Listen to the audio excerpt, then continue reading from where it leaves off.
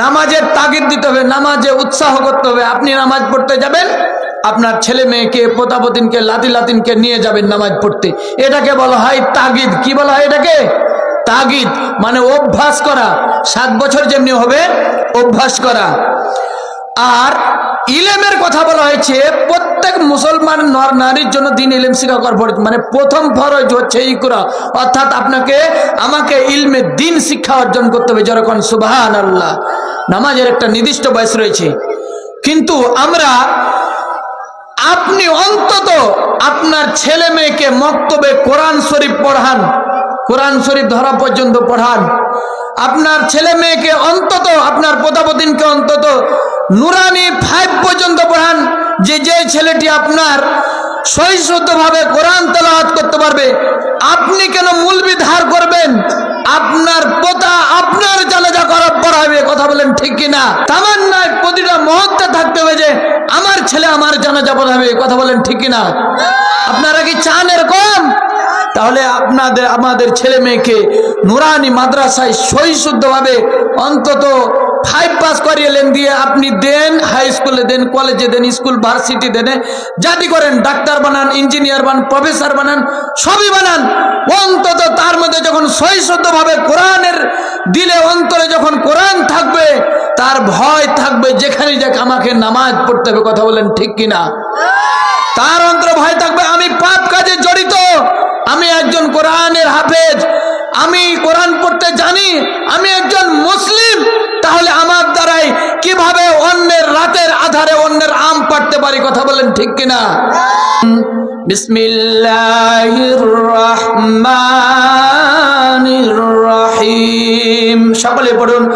ওয়ামা খালাকতুল জিন্না ওয়াল ইনসা ইল্লা লিয়াবুদুন। জোরে কোন আল্লাহু আকবার। আল্লাহ রাব্বুল আলামিন কোরআনুল কারীমের মধ্যে বলছেন, ওয়ামা খালাকতুল জিন্না ওয়াল ইনসা ইল্লা লিয়াবুদুন। আমি এই পৃথিবীর জমিনে মানুষ জাতিকে এবং জিন জাতিকে, আল্লাহ পাক কয় ধরনের জাতি পাঠালেন বলেন তো? 2 ধরনের, মানুষ এবং ইনসান, জিন এবং ইনসান। তাই আল্লাহ পাক বলছেন, ওয়ামা খালাকতুল জিন্না ওয়াল ইনসা ইল্লা লিয়াবুদুন। আমি এই জমিনে, আমি আল্লাহ পাক, আমি এই জমিনের বুকে মানুষ এবং জিন জাতিকে এই জন্য সৃষ্টি করেছি যে তারা কেবলমাত্র, একমাত্র, শুধুমাত্র আমার ইবাদত বন্দি করবে। জোরে কোন সুবহানাল্লাহ। আল্লাহ পাক এই পৃথিবীর জমিনে মানুষকে এবং জিন জাতিকে শুধুমাত্র, একমাত্র, কেবলমাত্র তার ইবাদত বন্দি করার জন্য, দাসত্ব করার জন্য, তার গোলামি করার জন্য এই পৃথিবীর জমিনে আমাদেরকে পাঠাচ্ছেন। কথা বলেন ঠিক কিনা? কিন্তু আমরা অনেক সমাজে বলা হয় যে হুজুররা রাজনীতির কথা বলছেন। কথা বলেন ঠিক কিনা? আরে ভাই, কবরের প্রথম প্রশ্নটাই তো হচ্ছে রাজনীতি। কোচা আল্লাহ পাক বলছেন, ফেরেশতারা বলবেন, আপনাকে আমাকে উঠে যে বলবেন, যখন কবরে রাখা হবে তখন বলবেন, মান রব্বুকা, তোমার রবকে, তোমার বিধানদাতাকে, তোমার আইনদাতাকে, তুমি কার হুকুম মতে চলেছো, তুমি কোন রবের দিকে ছুটাছুটি করেছো? কথা বলেন ঠিক কিনা? আর আমরা বলছি মুলবিরা এলা কথা কহিবি। কথা বলেন ঠিক কিনা? কোরআনকে বুঝতে হবে ভালোভাবে। কোরআনকে কিভাবে বুঝতে হবে বলেন তো? ভালোভাবে। আল্লাহ পাক বলছেন, ইন্নাদ-দীনা ইনদাল্লাহিল ইসলাম, আমার কাছে একমাত্র, শুধুমাত্র মনোনীত জীবন ব্যবস্থা হচ্ছে ইসলাম। কথা বলেন ঠিক কিনা? Islam is the complete code of life. ইসলামটা হচ্ছে পরিপূর্ণ একটা জীবন বিধান। এই কোরআনকে যদি আপনি যদি মনে করেন, আপনি যদি মনে করেন যে কোরআনের কিছু অংশ মানবো আর কিছু অংশ মানবো না, তাহলে কি হলো? না। আপনি যদি কোরআনের 6666টি আয়াত, সূরাতুল ফাতিহা থেকে সূরাতুল নাস পর্যন্ত, যদি একটি আয়াতকে, এই সূরাতুল ফাতিহা থেকে সূরাতুল নাস পর্যন্ত এই 114টি সূরার মধ্যে আপনি যদি 30 পারার একটি আয়াতকে অস্বীকার করেন, তাহলে কি আপনি মুসলমানের দাবি করতে পারেন? না। আব্দুল্লাহ ইবনে উবাইস নাম শুনেছেন, বিখ্যাত মুনাফিক, সর্দার বলা হতো, মুনাফিকের সর্দার বলা হতো।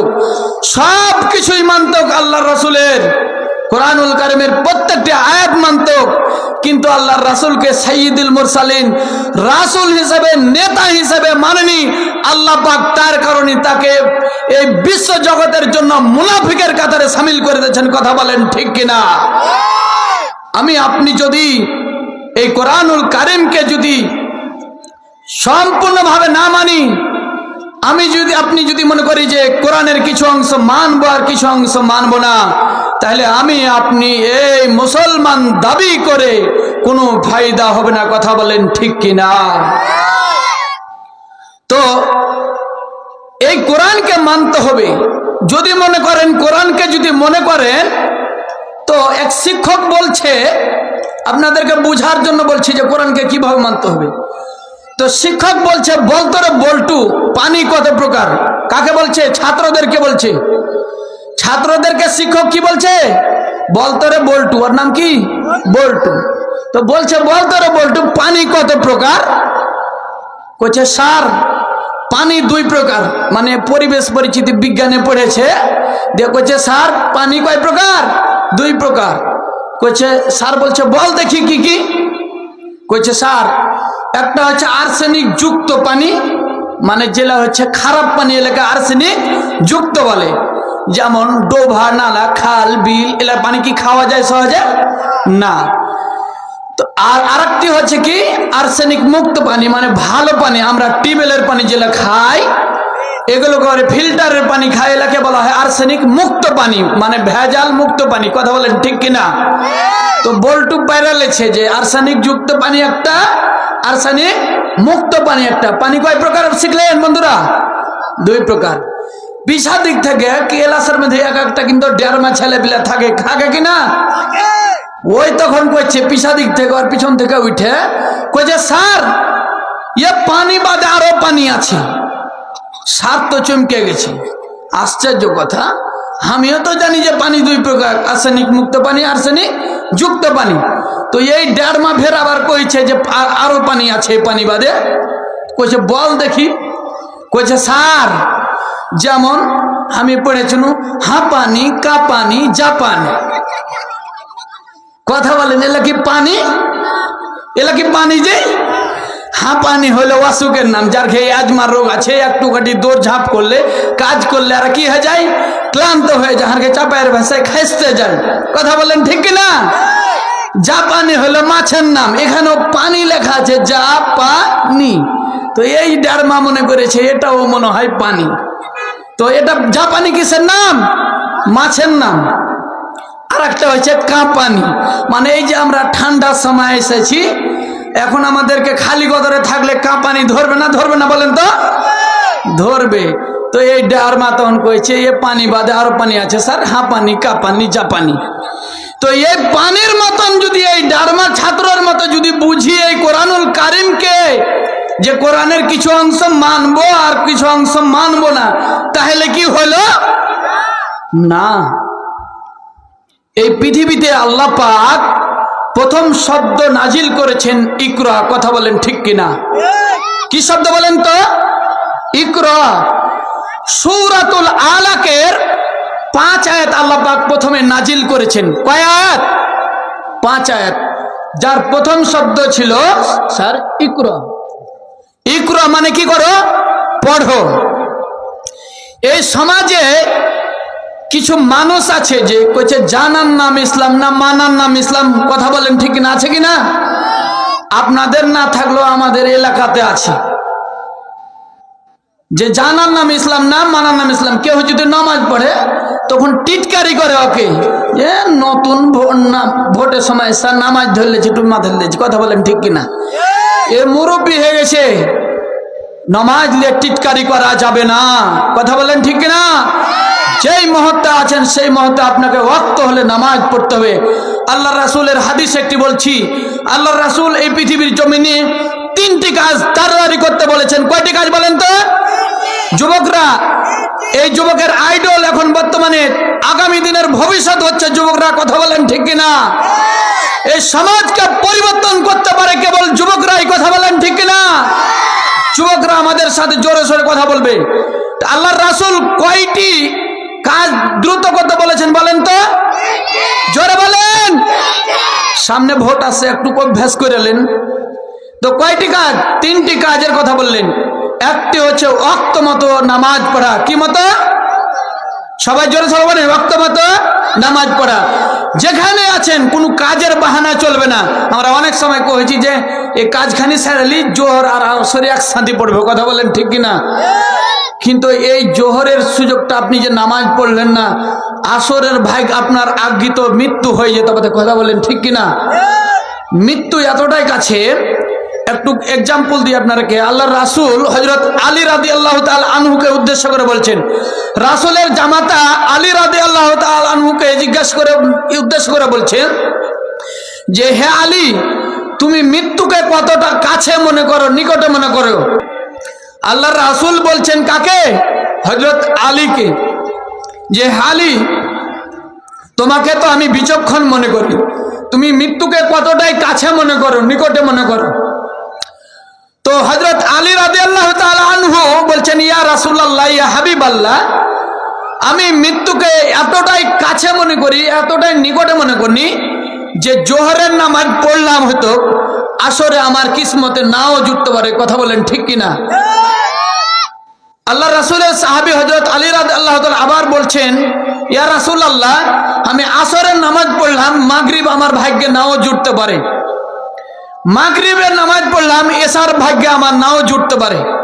হয়তো এশারের নামাজ পড়লাম, শুতলাম, এশারের নামাজ পড়ে শুইলাম, কিন্তু ফজরের আগে আমার মৃত্যুর খবর মাইকে হইতে পারে। কথা বলেন ঠিক কিনা?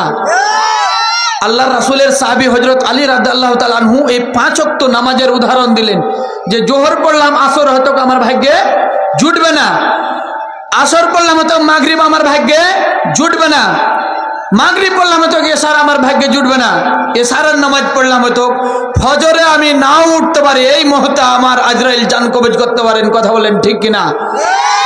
হযরত জনাবে মুহাম্মদুর রাসূলুল্লাহ সাল্লাল্লাহু আলাইহি সাল্লাম চক্ষু অশ্রুসিক্ত এবং লাল হয়ে গেছে দেহ মোবারক। আল্লাহ রাসূল যখন রেগে যেতেন তখন তার দেহ মোবারক লাল হয়ে যেতেন। কথা বলেন ঠিক কিনা? তো আলী রাদিয়াল্লাহু তাআলা আনহুর কথা শুনে আল্লাহ রাসূল চক্ষু গরম করে ফেলেছেন এবং রাগান্বিত হয়ে যাওয়ার মতো অবস্থা, লাল হয়ে গেছে। তো হযরত মুহাম্মদ সাল্লাল্লাহু আলাইহি সাল্লাম বলছেন, হে আলী, তোমাকে আমি এতটাই বিচক্ষণ মনে করি, এতটা জ্ঞানী মনে করি, আর তুমি মৃত্যুকে এতটাই দূরে মনে করছো। সুবহানাল্লাহ পড়ুন। মানে এক ওয়াক্তের উদাহরণ দিচ্ছে, আর এক ওয়াক্তের যে ভাগ্যে নাও জুটতে পারে। তারপরেও হযরত মুহাম্মদ সাল্লাল্লাহু আলাইহি সাল্লাম বলছেন, হে আলী, তুমি মৃত্যুকে এতটাই দূরে মনে করো। আল্লাহ রাসূল সাল্লাল্লাহু আলাইহি সাল্লাম এই কণ্ঠে, হে আলী, আমি বিশ্বনবী জনাবে মুহাম্মদ রাসূলুল্লাহ সাল্লাল্লাহু আলাইহি সাল্লাম, আমি মৃত্যুকে এতটাই কাছে মনে করি, এতটাই নিকটে মনে করি যে জোহরের আমি নামাজ পড়তে পড়তে, 2 রাকাত নামাজ পড়তে পড়তে আমি ডান দিকে আসসালামু আলাইকুম ওয়া রাহমাতুল্লাহ বলে সালাম ফিরলাম, আমি বাম দিকে সালাম ফিরাইতে পাবো না। এই মুহূর্তে আমার জান আজরাইল কবজ করে নিতে পারেন। জোরে কোন সুবহানাল্লাহ। আমি মুহাম্মদ সাল্লাল্লাহু আলাইহি সাল্লাম মৃত্যুকে এতটাই কাছে মনে করি। চিন্তা করতে পারছেন, এই পৃথিবীর জমিনে আল্লাহ রাসূলকে রাসূলদের সাইয়্যিদুল মুরসালিন আল্লাহকে বলেছেন, আল্লাহ রাসূলকে রাসূলদেরও রাসূল, এই বিশ্ব জগতের রাসূল যাকে বলা হয়েছে, তিনি কি বলছেন যে আমি মুহাম্মদ সাল্লাল্লাহু আলাইহি সাল্লাম মৃত্যুকে এতটাই কাছে মনে করি যে ডান দিকে সালাম ফিরালাম নামাজ পড়তে পড়তে, বাম দিকে সালাম ফেরাবা আমার ভাগ্যে নাও জুটতে পারে। এই মুহূর্তে আজরাইল জান কবজ করে। জোরে কোন সুবহানাল্লাহ। আর আমরা অনেক সময় দেখেন নামাজের তওয়াক্কা করি না যে এশারের সময়তে একসাথে কাজ কাম সেরে নিয়ে পড়বো। কথা বলেন ঠিক কিনা? এই চিন্তা ভাবনা করা যাবে কি? না, করা যাবে না। যে কোনো মুহূর্তে আমার আপনার জান কবজ করে নিতে পারেন আজরাইল আলাইহিস সালাম। প্রতিটা মুহূর্তে মৃত্যুর জন্য আমাকে আপনাকে তৈরি করতে হবে। তাই আল্লাহ রাব্বুল আলামিন কোরআনুল কারীমের সূরাতুন নূরের 62 নম্বর আয়াতে বলছেন, ইন্নামাল মুমিনুনাল্লাযীনা আমানু বিল্লাহি ওয়া রাসূলিহি। আল্লাহু আকবার বলুন। আল্লাহ রাব্বুল আলামিন কোরআনুল কারীমের সূরাতুন নূরের ভিতরে বলছেন 62 নম্বর আয়াতে যে মুমিন তো শুধু তারাই যারা আল্লাহ তার রাসূলের উপর ঈমান আনে। সুবহানাল্লাহ পড়ুন। কার উপর ঈমান আনে? আল্লাহ এবং আল্লাহর রাসূলের প্রতি ঈমান আনে হচ্ছে তারাই হচ্ছে মুমিন। আর অনেক সময় নামাজ না পড়ি ঈমান ঠিক আছে, কথা বলেন ঠিক কিনা? এটা হলো আবু জাহেল মার্খা কথা। কি মার্খা কথা? আবু জাহেল মার্খা কথা। কইছে জানার নাম ইসলাম না মানার নাম ইসলাম। আরে মিয়া, আপনি না জানলে মানবেন কি? আপনাকে নামাজের দার হলি তাকবীরে তাহরিমা বাঁধার পর সানা পড়তে হবে। আপনি যদি না জানেন তাহলে মানতে পারবেন? কি পড়বেন? এরকম পড়াইবেন। অনেক সমাজে আমাদের সমাজে আছে, জানেন আছেন কিনা? তারপরে সানা পড়ার পর সূরা ফাতিহা পড়তে হবে, তারপরে অন্য একটি সূরা মিলাইতে হবে। তো আপনি যদি না জানেন তাহলে কি মানবেন? তো আমাদের সমাজে ভুল কথা বলা হয় যে জানার নাম ইসলাম না মানার নাম ইসলাম। ইসলাম হচ্ছে জানা এবং মানা উভয়ের নাম ইসলাম। যেরকম সুবহানাল্লাহ। আপনি না জানলে মানবেন কি? এই কারণে আল্লাহ পাক প্রথমে জানার জন্য আল্লাহ পাক প্রথম যে শব্দটা ব্যবহার করেছেন, আল্লাহ রাসূলকে জিবরাইল বলছেন, হে নবী আপনি পড়ুন, ইকরা বিসমি রাব্বিকাল্লাযী খলাক। পড়ুন আপনার প্রভুর নামে যিনি আপনাকে সৃষ্টি করেছেন। এই কোরআনুল কারীমের প্রথম শব্দই হচ্ছে ইকরা। কথা বলেন ঠিক কিনা? আপনি এই দুনিয়ার জমিনে আসার পর এই কোরআন মহাগ্রন্থ আল কোরআন যে প্রথমে দিলেন, যার প্রথম শব্দ আল্লাহ পাক বলেন ইকরা। আল্লাহ রাসূল সাল্লাল্লাহু আলাইহি সাল্লাম বলছেন যে মানুষের মধ্যে কোন ব্যক্তি উত্তম? আল্লাহ রাসূল বলছেন হাদিসের মধ্যে যে ক্বালা নবী সাল্লাল্লাহু আলাইহি সাল্লাম খায়রুকুম মান তাআল্লামাল কুরআনা ওয়া আল্লামা। আল্লাহ রাসূল হাদিসের মধ্যে বলছেন তোমাদের মধ্যে সর্বোত্তম ওই ব্যক্তি যিনি কোরআন মাজিদকে শিক্ষা করেন এবং অপর মুসলিমকে শিক্ষা দেয়। কথা বলেন ঠিক কিনা? তাহলে যে কোরআন মাজিদকে কি করেন? শিক্ষা করেন এবং অন্য ভাইকে কি করেন? শিক্ষা দেন। আমাদের সমাজে আল্লাহ রাসূল বলছেন এই ব্যক্তি হচ্ছে সর্বোত্তম ব্যক্তি। জোরে কোন সুবহানাল্লাহ। আল্লাহ রাসূল আরেকটা হাদিসের মধ্যে বলছেন যে তলাবুল ইলমি ফারিদাতুন আলা কুল্লি মুসলিমিন ওয়াল মুসলিমাত। প্রত্যেক মুসলমান নর নারীর জন্য দ্বীনে ইলম শিক্ষা করা ফরজ। কথা বলেন ঠিক কিনা? তাহলে প্রথম ফরজ কি বলেন তো? দ্বীনে ইলম শিক্ষা করা হচ্ছে প্রথম ফরজ। নামাজের একটা নির্দিষ্ট বয়স লাগবে। যখন আপনার উপরে আপনার উপরে যখন ফরজ হবে তখন আল্লাহ রাসূল হাদিসের মধ্যে নির্দিষ্ট একটা বয়সের কথা বলেছেন যে 7 বছর হলে ওকে নামাজের তাগিদ দিতে হবে। কি করতে হবে বলেন তো? নামাজের তাগিদ দিতে হবে, নামাজে উৎসাহ করতে হবে। আপনি নামাজ পড়তে যাবেন, আপনার ছেলে মেয়েকে পোতাপতিনকে লাতিনকে নিয়ে যাবেন নামাজ পড়তে। এটাকে বলা হয় তাগিদ। কি বলা হয় এটাকে? তাগিদ। মানে অভ্যাস করা। 7 বছর যেমনি হবে অভ্যাস করা। আর ইলমের কথা বলা হয়েছে প্রত্যেক মুসলমান নর নারীর জন্য দ্বীন ইলম শিক্ষা করা ফরজ। মানে প্রথম ফরজ হচ্ছে ইকরা, অর্থাৎ আমাকে ইলমে দ্বীন শিক্ষা অর্জন করতে হবে। যেরকম সুবহানাল্লাহ। নামাজের একটা নির্দিষ্ট বয়স রয়েছে, কিন্তু আপনি অন্তত আপনার ছেলে মেয়েকে মক্তবে কোরআন শরীফ পড়ান, কোরআন শরীফ ধরা পর্যন্ত পড়ান। আপনার ছেলে মেয়েকে অন্তত আপনার পোতাপতিনকে অন্তত নুরানি 5 পর্যন্ত পড়ান। যে ছেলেটি আপনার সহিষ্ণুভাবে কোরআন তেলাওয়াত করতে পারবে, আপনি কেন মূলবি ধার করবেন? আপনার পোতা আপনার জানাজা পড়াবে। কথা বলেন ঠিক কিনা? আপনার দিলে তামান্নায় প্রতিটা মুহূর্তে থাকতে হবে যে আমার ছেলে আমার জানাজা পড়াবে। কথা বলেন ঠিক কিনা? আপনারা কি চান এরকম? তাহলে আমাদের ছেলে মেয়েকে নুরানি মাদ্রাসায় সহিশুদ্ধভাবে অন্তত 5 পাস করিয়েলেন দিয়ে আপনি দেন, হাই স্কুলে দেন, কলেজে দেন, স্কুল ভার্সিটি দেন, জাতি করেন, ডাক্তার বানান, ইঞ্জিনিয়ার বানান, প্রফেসর বানান, সবই বানান, অন্তত তার মধ্যে যখন সহিশুদ্ধভাবে কোরআনের দিলে অন্তরে যখন কোরআন থাকবে তার ভয় থাকবে, যেখানে যাক আমাকে নামাজ পড়তে হবে। কথা বলেন ঠিক কিনা? তার অন্তরে ভয় থাকবে আমি পাপ কাজে জড়িত, আমি একজন কোরআনের হাফেজ, আমি কোরআন পড়তে জানি, আমি একজন মুসলিম, তাহলে আমার দ্বারাই কিভাবে অন্যের রাতের আধারে অন্যের আম পাড়তে পারি। কথা বলেন ঠিক কিনা? শয়তানে আপনাকে প্রতিটা মুহূর্তে ওয়াসওয়াসা দিতে থাকবে। আপনি যদি যে কথা বলছিলাম যে কোরআনের কিছু অংশ মানবেন, কোরআনের কিছু অংশ মানবেন না, এটা বলে মুসলিম দাবি করতে পারে না। আল্লাহ রাব্বুল আলামিন কোরআনুল কারীমের অন্য এক জায়গায় বলছেন, ইয়া আইয়ুহাল্লাযীনা আমানু দুখুলু ফিস-সিলমি কাফফা ওয়া লা তাত্তাবিউ খুতুওয়াতিশ শাইতান ইন্নাহু লাকুম আদুউম মুবিন। আল্লাহু আকবার বলুন।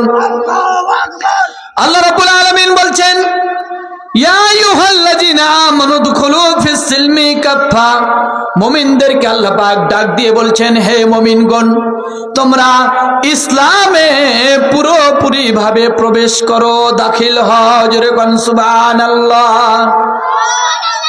ওয়ালা তাত্তাবিউ খুতুওয়াতিশ শাইতান, আর শয়তানের পথ অনুসরণ করে চলো না, শয়তানের মতদর্শ অনুযায়ী চলো না।